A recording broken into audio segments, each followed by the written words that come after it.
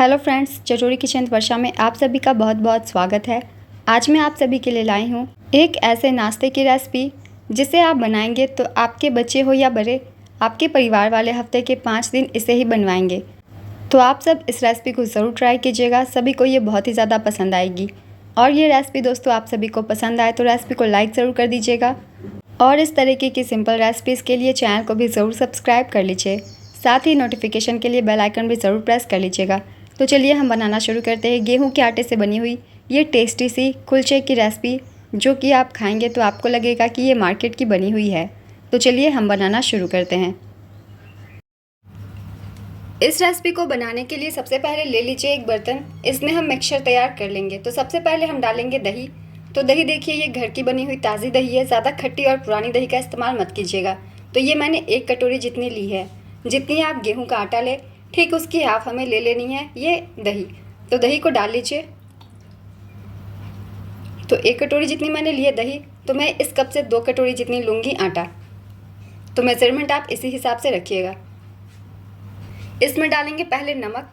तो ये सादी नमक है, स्वाद अनुसार डाल दीजिए, जितनी आटा यूज़ करेंगे उस हिसाब से। आधी चम्मच डालेंगे चीनी।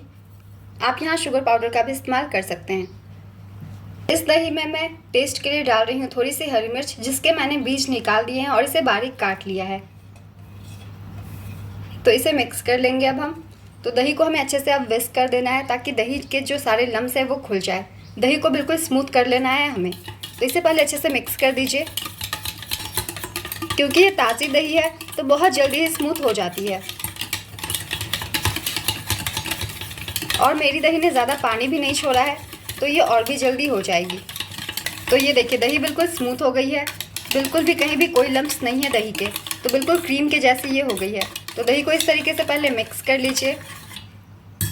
और अब हम इसमें डालेंगे सोडा।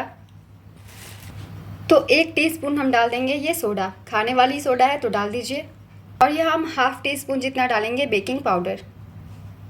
इन दोनों चीज़ों को डालने के बाद इसे भी थोड़ा हम मिक्स कर देंगे। तो बस हमें इसे मिक्स करना है ताकि हमारे कुलचे जो है वो फ्लफ़ी बने, थोड़े से सॉफ्ट बने। तो ये देखिए ये मिक्स हो गई है, इसे हमें ज़्यादा फेंटना नहीं है, बस हमें इसे मिक्स कर देना है। तो अब चलिए हम लेते हैं गेहूं का आटा। तो अब हम ले लेंगे एक बड़ी बर्तन जिसमें हम आटा तैयार करेंगे। आप चाहे तो ये सारे काम एक बर्तन में भी कर सकते हैं दही के ऊपर ही, मगर मैं अलग बर्तन ले रही हूँ, इसमें डालूँगी आटा। तो आटा देखिए मैंने 1 कटोरी जितनी ली है। जिस कटोरी से दही मापा था उससे 2 कटोरी जितनी ये होगी। आटे में अब हमें कुछ भी डालने की ज़रूरत नहीं है। अगर आप सिंपल कुलचा बनाना चाहते हैं तो आप इसमें कुछ मसाले भी ऐड कर सकते हैं, जैसे कि अजवाइन, चिली फ्लेक्स, ये सारी चीज़ें।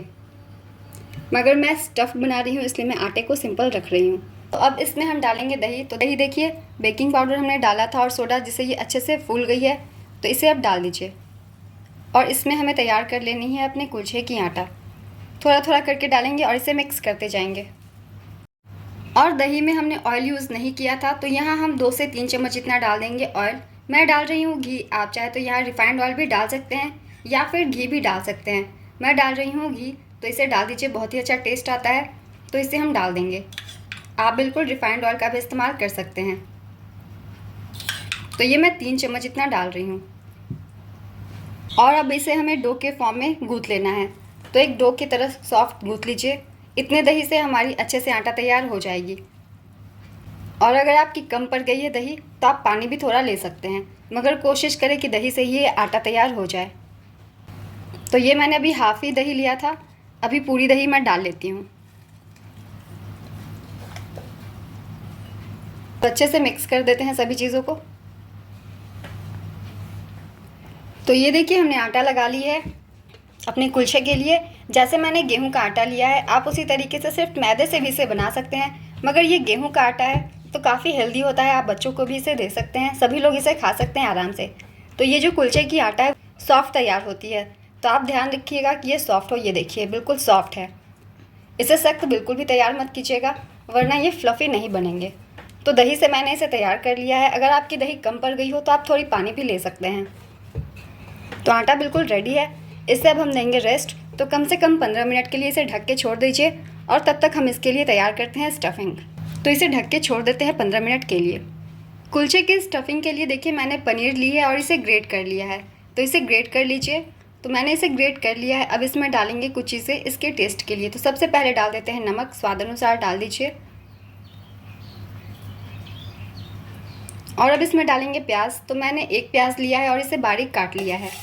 तो जितनी बारीक आप काट सकते हैं उतनी बारीक प्याज को डाल दीजिए कट करके। और मैंने लिए एक हरी मिर्च और इसे भी बारीक काट लिया है। जितनी तीखी आपको पसंद हो उसी अनुसार हरी मिर्च का इस्तेमाल करें। अगर आप बच्चों के लिए बना रहे हैं तो मिर्च स्किप भी कर सकते हैं। और इसमें टेस्ट के लिए मैं ऐड कर रही हूँ थोड़ी सी चटपटी फ्लेवर के लिए पेरी पेरी मसाला। आप यहाँ चाहे तो भुना हुआ जीरा पाउडर, चाट मसाला पाउडर कुछ भी ऐड कर सकते हैं, या फिर सिंपल प्याज से भी आप इसे बना सकते हैं। मगर मेरे पास ये पेरी पेरी मसाला थी तो मैंने इसे डाल दिया है। काफ़ी अच्छा टेस्ट आएगा। आप चाहे तो यहाँ हर्ब्स का भी इस्तेमाल कर सकते हैं, ऑर्गेनो वगैरह ये भी डाल सकते हैं, काली मिर्च, मगर मैं सिर्फ पेरी पेरी मसाला डाल रही हूँ। और अब हम इसमें डाल देंगे हरा धनिया थोड़ा। तो इसे डाल दीजिए और इन सभी चीज़ों को मिक्स कर दीजिए। स्टफिंग की चीज़ें आप अपने पसंद से तैयार कर सकते हैं। अगर आप पनीर नहीं स्टफ़ करना चाहते तो आलू स्टफ़ कर सकते हैं, या फिर पत्ता गोभी, सब्जियां, गाजर वगैरह को ऐड कर सकते हैं। तो ज़रूरी नहीं है आप भी पनीर स्टफ़ करें, आलू या फिर सब्जियों को भी आप स्टफ़ कर सकते हैं। तो ये देखिए हमारी स्टफिंग जो है बिल्कुल रेडी है, चटपटी सी। तो चलिए अब हम कुलचे बनाना शुरू करते हैं। 15 मिनट हो गई है, आटा भी हमारी सेट हो गई होगी। तो इस तरीके से आप स्टफिंग तैयार कर लीजिए। देखिए बहुत ही अच्छी चटपटी ये दिख रही है। तो चलिए हमारी पनीर की स्टफिंग रेडी हो गई है। अब चलते हैं अपनी आटा की तरफ।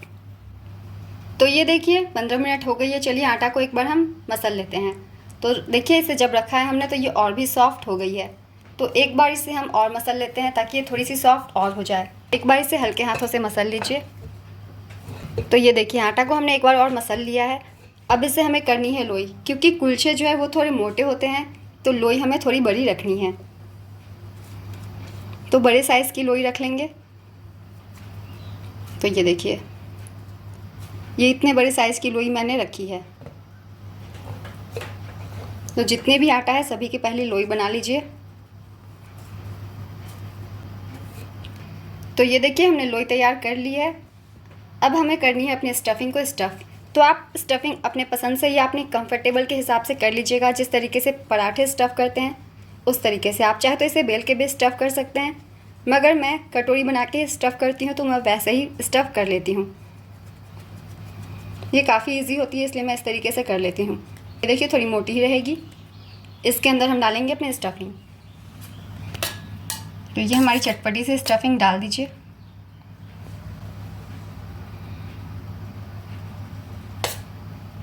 कम या ज़्यादा अपने पसंद के अनुसार तय कर लें।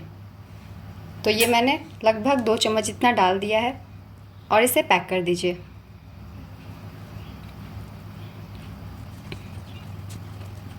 तो देखिए ये एक कुलचा हमारी हो गई है रेडी स्टफ़ होके। इस तरीके से अगर आप स्टफ़ करते हैं तो बिल्कुल स्मूथ सी हमारी लोई बनती है। देखिए कहीं से कोई क्रैक्स नहीं है, आपको पता भी नहीं चलेगा किस साइड से हमने स्टफ़ किया है। और आटे में जो ये हमने हरी हरी मिर्च डाली है वो काफ़ी अच्छी लुक दे रही है, इसलिए मैंने डाला है। आप चाहे तो इसे स्किप भी कर सकते हैं, या मिर्च की जगह आप धनिया का भी इस्तेमाल कर सकते हैं, हरी वाली। तो ये देखिए एक को स्टफ़ कर लिया है। पहले आप चाहे तो सभी को स्टफ़ कर लें, उसके बाद ही बनाना शुरू कर लें। तो फिर से मैं दूसरे वाले को भी स्टफ़ कर लेती हूँ। तो आप बेल के भी स्टफ़ कर सकते हैं, जैसे आप घर में पराठे बनाते हैं उसी तरीके से स्टफ़ कर लें। और ये स्टफिंग डाल दीजिए।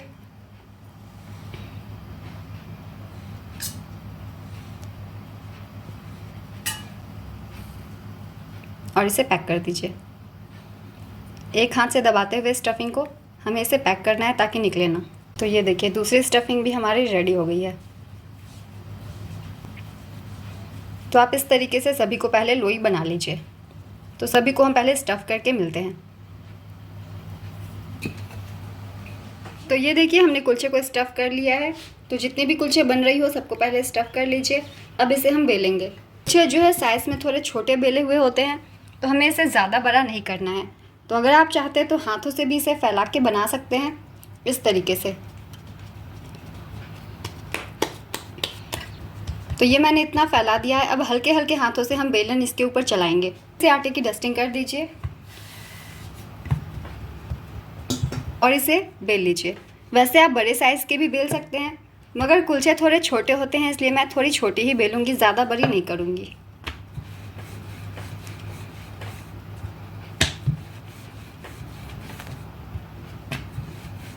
तो ये देखिए, ये छोटे साइज़ के कुलचे इतने परफेक्ट होते हैं। तो चलिए इसे अब हम सेक लेते हैं। सभी कुलचे को आपको इतने ही साइज़ की बेल के पहले सेक लेनी है। तो आप कोई भी तवा या पैन गर्म कर सकते हैं अपने कुलचे को सेकने के लिए। तो ये देखिए, मैंने पैन को गर्म कर लिया है। गैस का फ्लेम लो कर दीजिएगा ताकि ये अंदर तक पके, थोड़ी मोटी होती है इसलिए। तो लो फ्लेम पे कुलचे को हम पका लेंगे। तो इसे डाल दीजिए। तो इसे हमें पहले डाल देना है। गैस का फ्लेम लो कर दीजिए और इसके ऊपर एक ढक्कन लगा दीजिए ताकि कुलचे अंदर तक पके अच्छे से।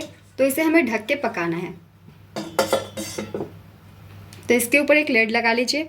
इसके बाद हम थोड़ी देर के बाद इसे खोलेंगे। 2 मिनट के बाद चलिए एक बार फिर से हम कुलचे को देखिए चेक कर लेते हैं। तो ये देखिए कितनी अच्छी ये फूल गई है, क्योंकि हमने आटा बहुत ही अच्छा गूंथा हुआ है। तो इसे अब पलट दीजिए और दूसरे साइड से भी इसे हमें पका लेना है थोड़ा सा। इसके बाद हम घी डाल के इसे सेकेंगे। देखिए कितनी अच्छी ब्रेड के जैसी सरफेस आ गई है, बिल्कुल परफेक्ट हमारी आटा है इसलिए।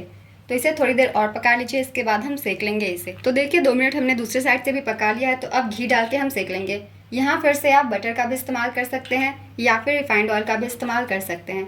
आपको जो भी ठीक लगे आप उसे डाल के बना सकते हैं, ज़रूरी नहीं है घी या बटर ही डालें।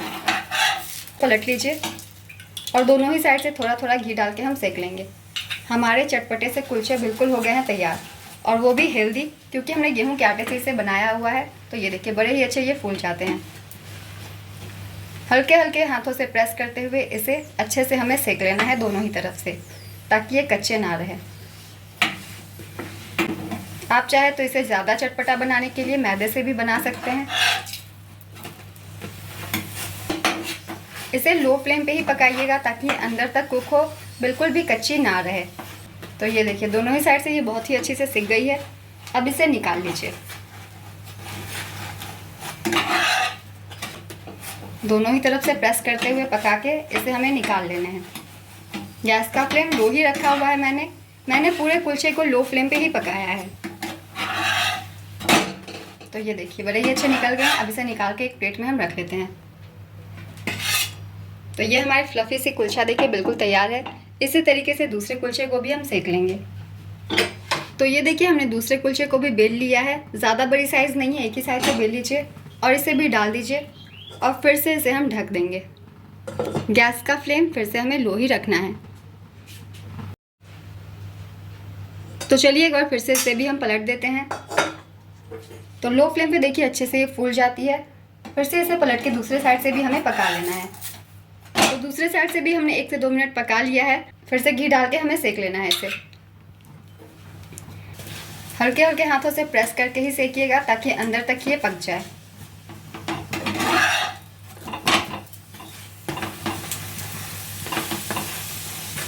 आप चाहे तो कुलचे को बड़े साइज़ के भी बेल सकते हैं अगर आपको छोटा मोटा खाना पसंद ना हो तो, क्योंकि कुलचा थोड़ी छोटी होती है और ये हल्की सी मोटी भी होती है। तो ये बिल्कुल ब्रेड के जैसी लगती है, फूल के, बहुत ही अच्छी। तो मैंने इसी तरीके से बनाई है। तो गैस का फ्लेम लो करके अच्छे से इसे हमें सेक लेना है ताकि ये अंदर तक पक जाए। तो ये देखिए पक गई है ये, इसे भी निकाल दीजिए। और इसी तरीके से सारे कुलचे को पहले हम सेक लेते हैं। तो ये देखिए दोस्तों हमारे कुलचे तैयार हो गए हैं। इसे आप खा सकते हैं छोले के साथ या किसी चटनी के साथ, सॉस के साथ, क्योंकि ये स्टफ्ड है। तो आपको कोई भी हेवी चीज़ लेने की इसमें ज़रूरत नहीं है। सिंपल सी चीज़ों के साथ भी ये आपको काफ़ी अच्छी लगेगी। तो आप इसे ज़रूर ट्राई कीजिए। साथ ही ये थोड़ी मोटी होती है, तो आप अगर एक भी खाते हैं तो उससे आपके पेट भर जाएगी। तो इस रेसिपी को ज़रूर ट्राई कीजिए, बहुत ही ज़्यादा टेस्टी है। ये इतनी टेस्टी है कि आपके घर में हफ्ते के 5 दिन लोग यही बनवाएंगे। तो चलिए दोस्तों इस रेसिपी को ज़रूर ट्राई कीजिए और मुझे कमेंट करके ज़रूर बताइएगा आप सभी को ये रेसिपी कैसी लगी है। ये रेसिपी दोस्तों अगर आप सभी को पसंद आई हो तो रेसिपी को लाइक ज़रूर कर दीजिएगा और इस तरीके की सिंपल रेसिपीज़ के लिए चैनल को ज़रूर सब्सक्राइब कर लीजिए। साथ ही नोटिफिकेशन के लिए बेल आइकन भी ज़रूर प्रेस कर लीजिएगा ताकि हर वीडियो की नोटिफिकेशन भी आप सभी को मिलती रहे और आप सभी यमी यमी रेसिपीज़ ट्राई करते रहें, जो कि बहुत सिंपल सी चीज़ों से बनती है, बस घर के पड़े हुए सामानों से ही। तो इस रेसिपी को दोस्तों आप सब ज़रूर ट्राई कीजिए और ये रेसिपी आप सभी को पसंद आई हो तो रेसिपी को लाइक ज़रूर कर दीजिएगा और इस तरीके की सिंपल रेसिपीज़ के लिए चैनल को भी ज़रूर सब्सक्राइब कर लीजिए। तो फिर मिलते हैं अगली एक नई रेसिपी के साथ। चैनल पे यूँ ही बने रहिए दोस्तों और अपना ढेर सारा प्यार देते रहिए।